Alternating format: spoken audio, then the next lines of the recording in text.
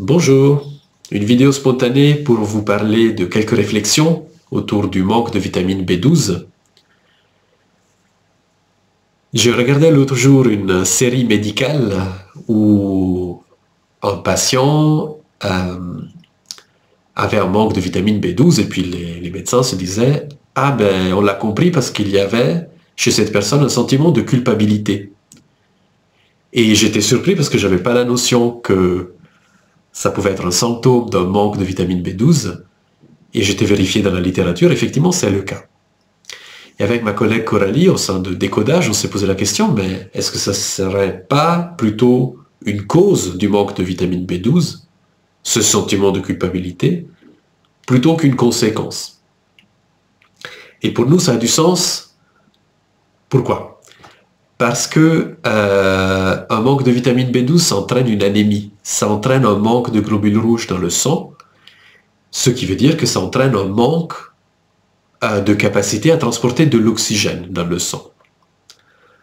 Or, en décodage biologique, une anémie, un manque de globules rouges, moins d'oxygène dans le sang, ça veut dire moins de vie dans la famille. C'est comme si la personne, quelque part, laissait l'oxygène aux autres, donc la vie aux autres, au sein de son clan, plutôt que les prendre elle. Et là, pour moi, ça vient toucher au concept de culpabilité. Il y a quelque chose qui a été vécu où il y a eu le sentiment d'avoir pris trop de vie au sein du clan. Et du coup, là, ça devait une solution en conscience, bien sûr, de la laisser aux autres symboliquement, en prenant moins d'oxygène dans le sang. Donc c'était très intéressant de faire ce raisonnement-là, mais est-ce que un symptôme dû à un manque d'une substance serait pas en fait lié à la cause du manque de la substance? Est-ce qu'on ne prendrait pas la chose à l'envers finalement? D'ailleurs, la vitamine B12 est stockée dans le foie pendant longtemps, donc ça prend du temps d'épuiser ces stocks de vitamine B12. Et ça vient parler, le foie, de la thématique du manque, ou de la justice, de l'injustice. Et finalement, si je prends les concepts ensemble, qu'est-ce qui était vécu par la personne qui manque de vitamine B12 comme j'ai pris trop de vie au sein de mon clan, je dois la laisser aux autres parce qu'il y a un sentiment de culpabilité peut-être, dans une tonalité de manque. C'est ça qui est pour moi mis en matière précisément par le manque de vitamine B12. Un manque de fer, par contre, le fer ça sert à fabriquer des armes, donc ça vient parler plus d'une thématique de j'ai pris trop de vie au sein du clan, mais vraiment, prendre une vie, ça peut aussi vouloir dire donner la mort. Donc, qu'est-ce qui a été vécu autour du thème vie et mort qui fait que la personne maintenant sent quelque part inconsciemment qu'elle doit laisser la place, ou plutôt la vie, aux autres.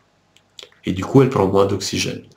Est-ce qu'il y a des thématiques d'interruption de grossesse ou d'enfants qui sont morts?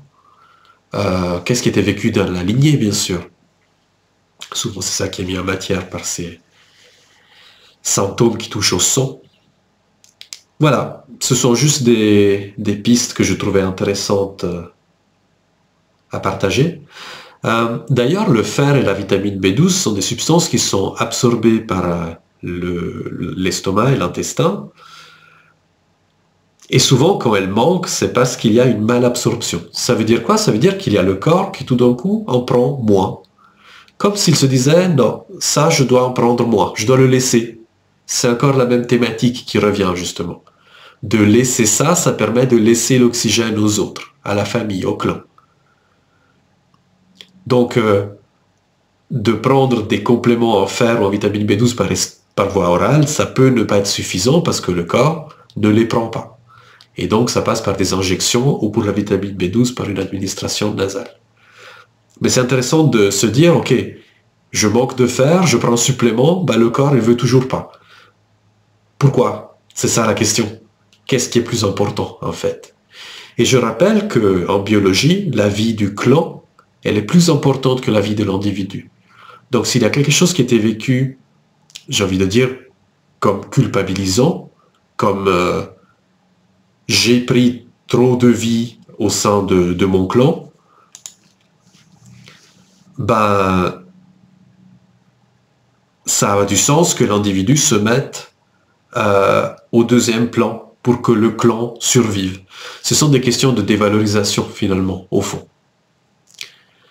Voilà, en roue libre, des réflexions sur les anémies, le fer, la vitamine B12 et les questions de culpabilité, symptômes ou cause du manque de vitamine B12. Merci beaucoup, à bientôt.